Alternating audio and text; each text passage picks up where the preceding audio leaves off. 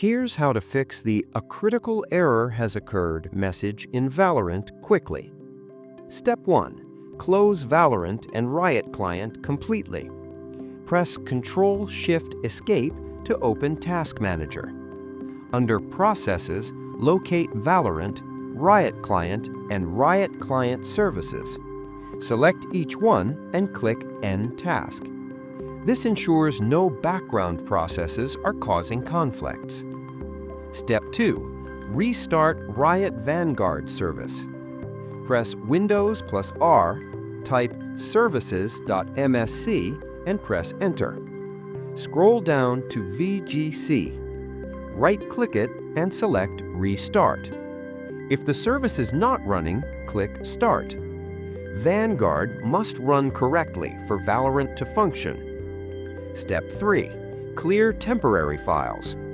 Press Windows plus S, type Disk Cleanup, and open the app.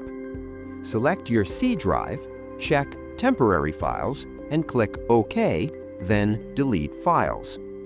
Deleting temporary files resolves issues caused by corrupted cache or leftover installation files. Step 4. Run Riot Client as administrator. Right-click Riot Client and select Run as Administrator. Sign in if prompted, then launch Valorant. Running as administrator ensures Vanguard and Valorant have the necessary permissions to operate. Step 5. Restart your PC. After performing all the above steps, restart your computer to finalize changes. After following these steps, the "A critical error has occurred" message should be resolved, and Valorant should launch normally. Subscribe for more professional Valorant fixes and PC troubleshooting guides.